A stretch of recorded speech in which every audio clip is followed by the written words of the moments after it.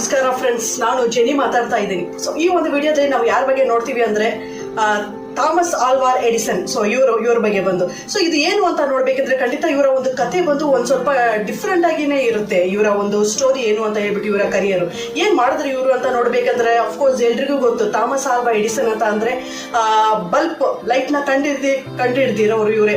So ಇವರ ಒಂದು ಪೂರ್ತಿ ಹೆಸರು ಏನು ಅಂತ ನೋಡ್ಬೇಕಂದ್ರೆ ಥಾಮಸ್ ಆಲ್ವಾ ಎಡಿಸನ್. ಇವರ ಒಂದು ಡೇಟ್ ಆಫ್ ಬರ್ತ್ ಏನು ಅಂತ ನೋಡ್ಬೇಕಂದ್ರೆ 11 ಫೆಬ್ರವರಿ 1847 ಇದು. ಸೊ ಇವರ ಒಂದು ಹುಟ್ಟಿರುವ ಸ್ಥಳ ಎಲ್ಲಿ ಅಂತ ನೋಡ್ಬೇಕಂದ್ರೆ ಅಮೆರಿಕಾದಲ್ಲಿ ಇರೋ ಮಿಲನ್ ಈ ಒಂದು ಜಾಗದಲ್ಲಿ. ಸೊ ಇದು ಮತ್ತೆ ಇವರ ಒಂದು ತಂದೆ ಹೆಸರು ಏನು ಅಂದ್ರೆ ಸ್ಯಾಮ್ವೆಲ್ ಎಡಿಸನ್. ಇವರ ಒಂದು ತಾಯಿ ಹೆಸರು ನ್ಯಾನ್ಸಿ ಎಡಿಸನ್ ಅಂತ ಹೇಳ್ಬಿಟ್ಟು. ಸೊ ಒಟ್ಟು ಅವರ ಒಂದು ತಾಯಿ ತಂದೆಗೆ ಎಷ್ಟು ಜನರು ಮಕ್ಕಳು ಅಂತ ನೋಡಬೇಕು ಅಂದ್ರೆ ಟೋಟಲ್ 7 ಜನ ಮಕ್ಕಳು. ಇದರಲ್ಲಿ ಕೊನೆಯದಾಗಿ ಹುಟ್ಟಿರೋವರೇ ಥಾಮಸ್ ಆಲ್ವಾ ಎಡಿಸನ್ ಅವರು. ಸೊ ಇದು ಮತ್ತೆ ಚಿಕ್ಕ ವಯಸ್ಸಲ್ಲಿ ಸ್ಕೂಲ್ಗೆ ಹೋಗ್ಬೇಕಂದ್ರೆ ಇವರು ಬಂದು ಒಂದು ಥಾಮಸ್ ಆಲ್ವಾ ಎಡಿಸನ್ ಚಿಕ್ಕ ವಯಸ್ಸಲ್ಲಿ ಬಂದು ಸ್ಕೂಲಲ್ಲಿ ತುಂಬಾ ಪ್ರಶ್ನೆಗಳು ಕೇಳ್ಕೊಂಡು ಸೊ ಅದರಲ್ಲಿ ಬಂದು ಈ ಟೀಚರ್ಸ್ ಎಲ್ಲ ಬಂದು ಏನೇನೋ ಪ್ರಶ್ನೆ ಕೇಳ್ತಾರೆ, ಮೀನಿಂಗೇ ಇಲ್ಲದೆ. ಸೊ ಈ ತರ ಎಲ್ಲ ಬಂದು ಬೈತಾ ಇದ್ರು ಥಾಮಸ್ ಆಲ್ವಾ ಎಡಿಸನ್ ಅವರಿಗೆ. ಟೀಚರ್ ಬೈತಾ ಇದ್ರು ಸ್ಕೂಲಲ್ಲಿ ಇದೊಂದು.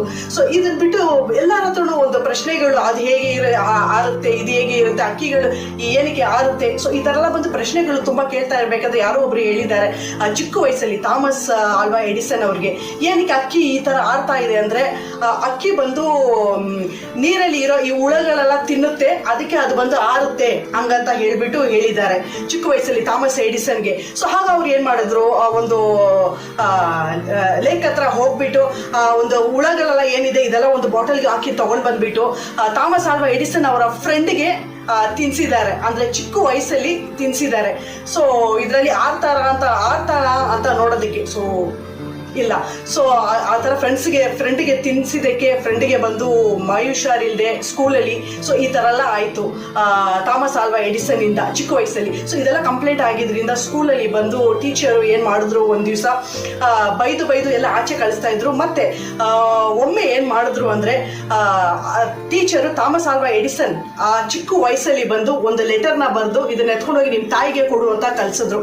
ಆ ಲೆಟರ್ನ ತಗೊಂಡು ಹೋಗ್ಬಿಟ್ಟು ಥಾಮಸ್ ಎಡಿಸನ್ ಬಂದು ಅವ್ರ ತಾಯಿಗೆ ಆ ಲೆಟರ್ನ ಕೊಡ್ಬೇಕಾದ್ರೆ ಆ ತಾಯಿ ಆ ಲೆಟರ್ನ ಓದಬೇಕಂದ್ರೆ ಆ ತಾಯಿಗೆ ಬಂದು ಕಣ್ಣಲ್ಲಿ ನೀರು ಬಂತು.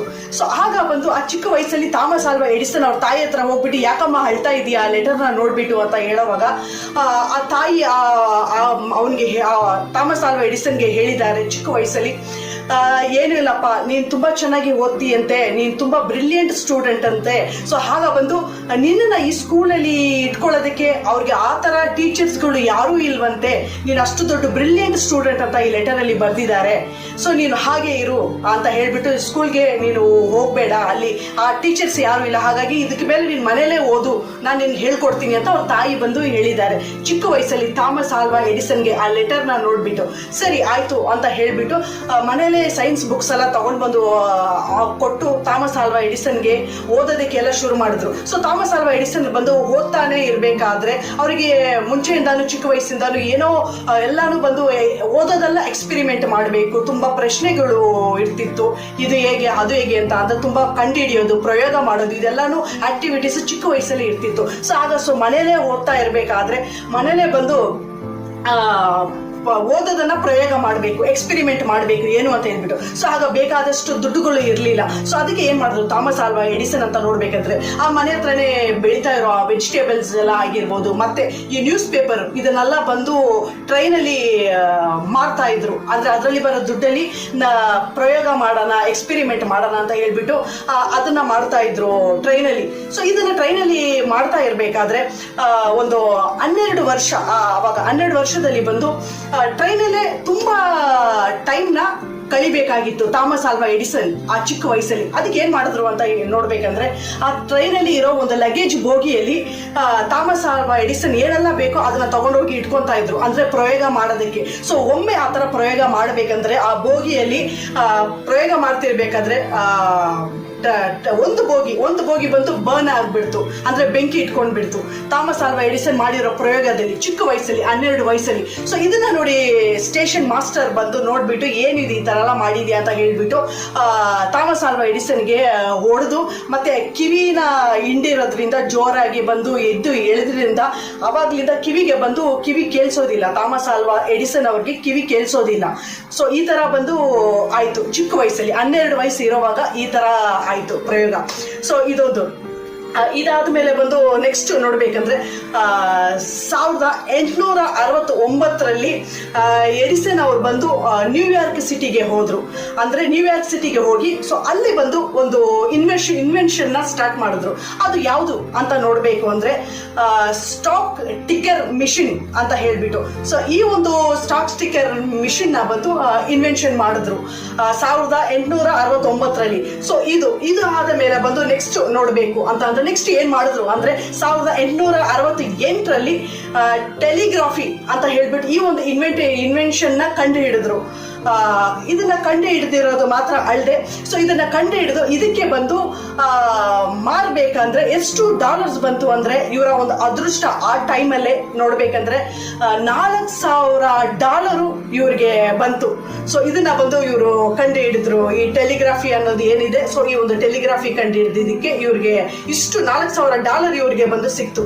ಸೊ ಇದೊಂದು. ಸೊ ಇದನ್ನ ಸಿಕ್ಬೇಕಾದ್ರೆ ಏನ್ ಮಾಡಿದ್ರು ಅಂತ ನೋಡ್ಬೇಕಂದ್ರೆ 1876ರಲ್ಲಿ ನ್ಯೂ ಜೆರ್ಸಿ ಈ ಒಂದು ಪ್ರಾಂತ್ಯದಲ್ಲಿ ಪ್ರಯೋಗ ಮಾಡುವ ಒಂದು ಕಾರ್ಖಾನೆನ ಸ್ಥಾಪನೆ ಮಾಡಿದ್ರು. ಯಾಕಂದ್ರೆ ಇವರು ಪ್ರತಿ ಸಲನು ಎಲ್ಲ ಒಂದು ಪ್ರಯೋಗ ಮಾಡ್ತಾನೆ ಇರ್ತಾರೆ. ಸೊ ಹಾಗಾಗಿ ಬಂದು ಇವರು ಒಂದು ಕಾರ್ಖಾನೆನ ಸ್ಥಾಪನೆ ಮಾಡ್ಕೊಂಡ್ರು, ಅವರಾಗಿ ಓನಾಗಿ ಒಂದು ಮಾಡ್ಕೊಂಡ್ರು ನ್ಯೂ ಜೆರ್ಸಿಯಲ್ಲಿ. ಸೊ ಇದೊಂದು. ಸೊ ಇದಾದ್ಮೇಲೆ ಬಂದು ಎಲ್ಲಾನು ಆಯ್ತು. ಸೊ ಇದಾದ್ಮೇಲೆ ನೆಕ್ಸ್ಟ್ ನೋಡ್ಬೇಕಂದ್ರೆ ಎಡಿಸನ್ ಅವ್ರಿಗೆ ಬಂದು ಮದುವೆ ಆಯ್ತು. ಸೊ ಅವ್ರಿಗೆ ಆಕ್ಚುಲಿ ಬಂದು 2 ಮದುವೆ ಆಗಿರೋದು.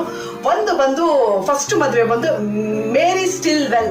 ಸೊ ಇವ್ರನ್ನ ಮದುವೆ ಆದ್ರು. ಸೊ ಇದು ಕೆಲವೊಂದು ವರ್ಷ ಆದ ಮೇಲೆ ಫಸ್ಟ್ ವೈಫ್ ಏನಿದ್ದಾರೆ ಮೊದಲನೇ ಹೆಂಡತಿ ಅವರು ಬಂದು ತೀರೋಗ್ತಾರೆ.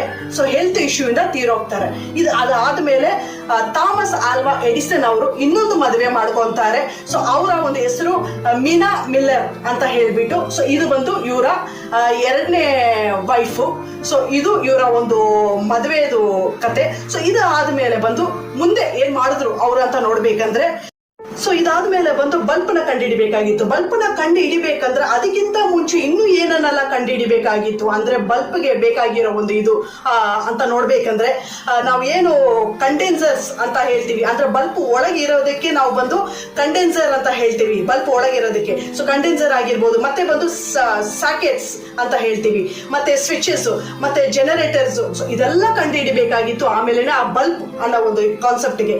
ಸೊ ಇದನ್ನ ಕಂಡು ಹಿಡಿದ್ರು. ಇದನ್ನ ಬಲ್ಪ್ ಕಂಡು ಹಿಡಿಬೇಕಂದ್ರೆ ಎಷ್ಟು ಸತಿ ಅವರು ಪ್ರಯೋಗ ಮಾಡಿದ್ರು ಅಂತ ನೋಡ್ಬೇಕಂದ್ರೆ 10,000 ಸತಿ ಅಂದ್ರೆ 10,000 ಟೈಮ್ಸ್ ಇದನ್ನ ಪ್ರಯೋಗ ಮಾಡಿ ಫೇಲ್ಯೂರ್ ಆದ್ರು. ಫೇಲ್ಯೂರ್ ಆಗಿ ಮೇಲೆನೆ ಇದನ್ನ ಕಂಡು ಹಿಡಿದ್ರು. ಸೊ ಇದನ್ನ ಕಂಡು ಹಿಡಿಬೇಕಂದ್ರೆ ಎಲ್ಲರೂ ಪ್ರಶ್ನೆ ಕೇಳಿದ್ರು, ನೀವು 10,000 ಟೈಮ್ ಇದನ್ನ ಕಂಡು ಹಿಡಿಯಕ್ಕೆ ಟೈಮ್ ತಗೊಂಡ್ರಲ್ಲ, ನಿಮ್ಗೆ ಬಂದು ಈ ಒಂದು ಫೇಲ್ಯೂರ್ ಬಗ್ಗೆ ನೀವು ಬಿಡ್ಲಿ ಅಂತ ಕೇಳಿದಕ್ಕೆ ಥಾಮಸ್ ಆಲ್ವಾ ಎಡಿಸನ್ ಹೇಳಿದ್ರು, ನಾನು 10,000 ಟೈಮ್ ಇದನ್ನ ಕಂಡು ಹಿಡಿದು ಫೇಲ್ಯೂರ್ ಆಗ್ಲಿಲ್ಲ, 10,000 ಟೈಮ್ನ ನಾನು ಕಂಡು ಹಿಡಿದು ಅದರಲ್ಲಿ ಯಾವುದೂ ಆಗ್ಲಿಲ್ಲ ಅನ್ನೋದನ್ನ ನಾನು ತಿಳ್ಕೊಂಡೆ, ನಾಲೆಡ್ಜ್ಗೆ ತಗೊಂಡೆ, ಆಮೇಲೆ ನಾನು ಇದನ್ನ ಕಂಡು ಹಿಡಿದೆ ಅಂತ. ಅಂದ್ರೆ ನೆಗೆಟಿವ್ ಆಗಿರೋ ಒಂದು ವಿಷಯನ ಕೂಡ ಎಷ್ಟು ಪಾಸಿಟಿವ್ ಆಗಿ ಕನ್ವರ್ಟ್ ಮಾಡಿ ಥಾಮಸ್ ಆಲ್ವಾ ಎಡಿಸನ್ ಅವರು ಅದನ್ನ ಹೇಳ್ತಾರಂತ ನಾವು ಇದ್ರಲ್ಲೇ ತಿಳ್ಕೊಬಹುದು. ಸೊ ಇದನ್ನೆಲ್ಲ ಬಂದು ಕಂಡು ಹಿಡಿದ್ರು. ಮತ್ತೆ ಬಲ್ಬ್ ಕಂಡು ಹಿಡಿದು 1879ರಲ್ಲಿ ಈ ಒಂದು ಬಲ್ಬ್ಗೆ ಪೇಟೆಂಟ್ ಕೂಡ ತಗೊಂಡ್ರು ಥಾಮಸ್ ಆಲ್ವಾ ಎಡಿಸನ್ ಅವರು. ಮತ್ತೆ ಇದೆಲ್ಲ ಆದ ಮೇಲೆ ನೆಕ್ಸ್ಟ್ ಆ ಬಲ್ಬ್ನ ಬಂದು ತುಂಬಾ ಅಂದ್ರೆ ತುಂಬಾ ವೆರಿ ಲೆಸ್ ಪ್ರೈಸ್ಗೆ ಎಲ್ಲರಿಗೂ ಸಹ ಮಾರಾಟ ಮಾಡಿದ್ರು. ಸೊ ತುಂಬಾ ಕಡಿಮೆ ಬೆಲೆಗೆ. ಸೊ ಈ ತರ ಒಂದು ಮಾಡಿದ್ರು. ಇದಾದ ಮೇಲೆ ನೆಕ್ಸ್ಟ್ ನೋಡ್ಬೇಕಂದ್ರೆ 1882 ಸೆಪ್ಟೆಂಬರ್ 4ನೇ ತಾರೀಕು ನ್ಯೂಯಾರ್ಕ್ ಸಿಟಿಯಲ್ಲಿ ದೊಡ್ಡದಾಗಿ ಒಂದು ಪ್ರಯೋಗ ಕೇಂದ್ರನ ಮಾಡಿದ್ರು. ಅಂದ್ರೆ ದೊಡ್ಡ ಎಕ್ಸ್ಪೆರಿಮೆಂಟ್ ಸೆಂಟರ್. ಸೊ ಇದನ್ನ ಮಾಡಿದ್ರು ನ್ಯೂಯಾರ್ಕ್ ಸಿಟಿಯಲ್ಲಿ. ಇದೊಂದು. ಸೊ ಇದೆಲ್ಲ ಆದ್ಮೇಲೆ ಬಂದು ತುಂಬಾ ಸಕ್ಸಸ್ ಆಗಿರೋ ಒಂದು ಪರ್ಸನ್ ಆಗಿ ನಿಂತಿದ್ರು ಥಾಮಸ್ ಆಲ್ವಾ ಎಡಿಸನ್ ಅವರು. ಸೊ ಇದಾದ್ಮೇಲೆ ಮತ್ತೆ ಒಮ್ಮೆ ಏನಾಯ್ತು ಅಂತ ನೋಡ್ಬೇಕಂದ್ರೆ, ನಾನು ಥಾಮಸ್ ಆಲ್ವಾ ಎಡಿಸನ್ ಅವರಿಗೆ ಇಷ್ಟೆಲ್ಲ ಸಕ್ಸಸ್ ಆಗಿ ನಿಂತ ಮೇಲೆ ಅವ್ರಿಗೊಂದು ಲೆಟರ್ ಸಿಗುತ್ತೆ. ಅದು ಏನ್ ಲೆಟರ್ ಅಂತ ನೋಡ್ಬೇಕಂದ್ರೆ, ಚಿಕ್ಕ ವಯಸ್ಸಲ್ಲಿ ಟೀಚರು ಅವನ ಕೈಗೆ ಕೊಟ್ಟು ಕಳ್ಸಿದ್ರಲ್ಲ, ಇದನ್ನ ಎತ್ಕೊಂಡೋಗಿ ತಾಯಿಗೆ ಕೊಡುವಂತ. ಆ ತಾಯಿ ಕೂಡ ಓದ್ಬಿಟ್ಟು ಚಿಕ್ಕ ವಯಸ್ಸಲ್ಲಿ ಥಾಮಸ್ ಆಲ್ವಾ ಎಡಿಸನ್ ಅವ್ರಿಗೆ ಹೇಳಿದ್ರು, ಯಾಕಮ್ಮ ನೀನು ಅಳ್ತಿದ್ಯಾ ಅಂತ ಕೇಳಿದಕ್ಕೆ ಅವ್ರು ಹೇಳಿದ್ರು, ಮಗನೇ ನೀನ್ ತುಂಬಾ ಬ್ರಿಲಿಯಂಟ್ ಆಗಿದ್ಯಾ, ಸೊ ಹಾಗಾಗಿ ನಿನ್ನ ಸ್ಕೂಲ್ಗೆ ಕಳಿಸ್ಬೇಡ, ಅಲ್ಲಿ ಯಾವ ಟೀಚರು ಇಲ್ಲ, ಅಷ್ಟು ದೊಡ್ಡ ಬ್ರಿಲಿಯಂಟ್ ನೀನು ಅಂತ ಹೇಳಿ ಅವಾಗ ಆ ಚಿಕ್ಕ ವಯಸ್ಸಲ್ಲಿ ಸ್ಫೂರ್ತಿ ತುಂಬಿಸಿದ್ರು. ಆ ತಾಯಿ ಚೇಂಜ್ ಮಾಡಿ ಹೇಳಿದ್ರು. ಆದ್ರೆ ನಿಜಕ್ಕೂ ಇವತ್ತು ಥಾಮಸ್ ಆಲ್ವಾ ಎಡಿಸನ್ ಇಷ್ಟು ದೊಡ್ಡ ಬೆಳೆದ ಮೇಲೆ, ಸಕ್ಸಸ್ಫುಲ್ ನಿಂತ ಮೇಲೆ ಆ ಲೆಟರ್ ಮತ್ತೆ ಥಾಮಸ್ ಆಲ್ವಾ ಎಡಿಸನ್ಗೆ ಸಿಗೋವಾಗ ನಿಜವಾಗ್ಲೂ ಆ ಲೆಟರ್ ಅಲ್ಲಿ ಏನಿದೆ ಅಂತ ನೋಡ್ಬೇಕು. ಅಂದ್ರೆ ಅದ್ರಲ್ಲಿ ನಿಜಕ್ಕೂ ಇದ್ದಿದ್ದು, your son is mentally ill and he will want let him come to school anymore. ನಿಜಕ್ಕೂ ಇದೇ ಇದ್ದಿದ್ದು. ಅಂದ್ರೆ ನಿಮ್ಮ ಮಗನ ಮಾನಸಿಕವಾಗಿ ವೀಕ್ ಆಗಿ ಇದ್ದಾನೆ, ವಿದ್ಯಾಭ್ಯಾಸ ಹೇಳ್ಕೊಡಕ್ಕೆ ಆಗೋದಿಲ್ಲ, ಯಾವುದೇ ಕಾರಣಕ್ಕೂ ನಿನ್ನ ಮಗನನ್ನು ಸ್ಕೂಲ್ಗೆ ಕಳಿಸ್ಬೇಡಿ. ನಿಜಕ್ಕೂ ಈ ಲೆಟರ್ ಅಲ್ಲಿ ಇದೇ ಇದ್ದಿದ್ದು.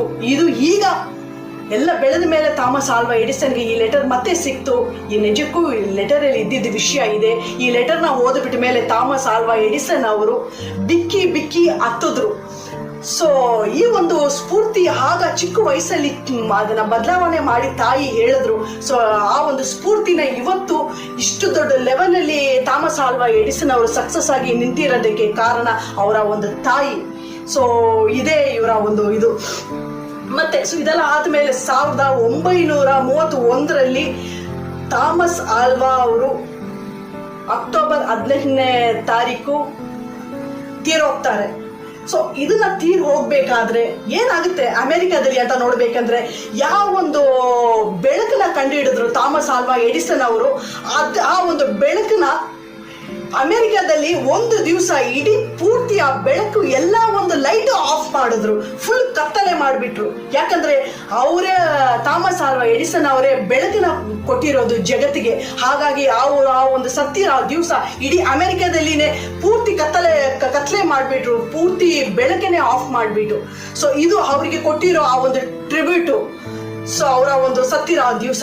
ಸೊ ಇದೆಲ್ಲ ಆದ್ಮೇಲೆ ಆಯ್ತು ನೋಡ್ಬೇಕು ಅಂತ ಅಂದ್ರೆ, ಅವ್ರು ಏನು ಒಂದು ಸ್ಥಾಪನೆ ಮಾಡಿದ್ರು 1868 ಅಮೆರಿಕಾದಲ್ಲಿ ಒಂದು ಪ್ರಯೋಗ ಶಾಲಾನ ಮಾಡಿದ್ರು ಥಾಮಸ್ ಆಲ್ವಾ ಎಡಿಸನ್ ಅವರು 1868 ಮಾಡಿದ್ರು. ಸೊ ಇದನ್ನ ಬೇಸ್ ಮಾಡಿ ಏನ್ ಮಾಡಿದ್ರು, ಅಮೆರಿಕ ಸರ್ಕಾರದವರು 1958 ರಾಷ್ಟ್ರೀಯ ಸ್ಮಾರಕ ಎಂದು ಘೋಷಿಸಿ ಥಾಮಸ್ ಆಲ್ವಾ ಎಡಿಸನ್ ಅವ್ರನ್ನ ಗೌರವಿಸಿದ್ರು. ಸೊ ಇದು ಮಾಡಿದ್ರು. ಸೊ ಇದು ಆದ್ಮೇಲೆ ನೆಕ್ಸ್ಟ್ ಮುಂದಕ್ಕೆ ಎಲ್ಲ ಪ್ರತಿಯೊಂದು ಕೂಡ ಅವ್ರ ಬಗ್ಗೆ ಬಂದು ನೋಡ್ಬಿಟ್ವಿ ನಾವು. ಬಲ್ಬ್ ಮಾತ್ರ ಕಂಡು ಹಿಡಿದ್ರ ಅಂದ್ರೆ ಖಂಡಿತ ಇಲ್ಲ. ಅವ್ರು ಕಂಡು ಹಿಡಿದಿರೋ ಎಷ್ಟೋ ವಿಷಯಗಳಿದೆ, ಅವ್ರು ಇನ್ವೆನ್ಷನ್ ಮಾಡಿರೋದು ಎಷ್ಟೋ ವಿಷಯಗಳಿದೆ. ಇದರಲ್ಲಿ ನೋಡ್ಬೇಕಂದ್ರೆ ಟೆಲಿಗ್ರಾಫಿ ಆಗಿರ್ಬೋದು, ಯೂನಿವರ್ಸಲ್ ಸ್ಟಾಕ್ ಟಿಕರ್ ಆಗಿರ್ಬೋದು. ಸೊ ಇದನ್ನ ಬಿಟ್ಟು ನೆಕ್ಸ್ಟ್ ನೋಡ್ಬೇಕಂದ್ರೆ ಫೋನೋಗ್ರಫಿ ಆಗಿರ್ಬೋದು.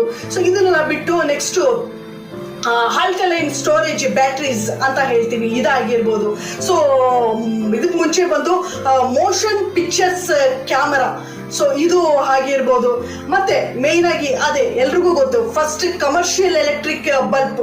ಸೊ ಈ ತರ ಇನ್ನು ಹಲವಾರು ಇವರು ಕಂಡು ಹಿಡ್ದಿರೋ ಒಂದು ಕಾನ್ಸೆಪ್ಟ್ ನ ಪ್ರತಿಯೊಬ್ರು ಈ ಜಗತ್ತಲ್ಲಿ ಇವತ್ತಿನವರೆಗೂ ನಾವು ಎಲ್ಲ ಕೂಡ ಬಂದು ಇದನ್ನ ಉಪಯೋಗಿಸ್ತಾ ಇದೀವಿ. ಸೊ ಈ ಒಂದು ದೊಡ್ಡ ಒಂದು ಸೈಂಟಿಸ್ಟ್ ಜಗತ್ತಿಗೆ ಬೆಳಕು ಕೊಟ್ಟಿರೋ ಇವರು ನಿಜಕ್ಕೂ ದೊಡ್ಡ ಒಂದು ಸಲ್ಯೂಟ್ ಇವ್ರಿಗೆ ನಾವು ಕೊಡ್ಲೇಬೇಕು. ಸೊ ಈ ಒಂದು ಸಕ್ಸಸ್ಫುಲ್ ಸ್ಟೋರಿ ಥಾಮಸ್ ಆಲ್ವಾ ಎಡಿಸನ್ ಅವ್ರದ್ದು ಇಲ್ಲಿಗೆ ಈ ಒಂದು ಸ್ಟೋರಿನ ನಾನು ಎಂಡ್ ಮಾಡ್ತಾ ಇದ್ದೀನಿ ಫ್ರೆಂಡ್ಸ್. ಮತ್ತೆ ಭೇಟಿ ಆಗ್ತೀನಿ. ನಾನು Jenny. Thank you so much. Bye.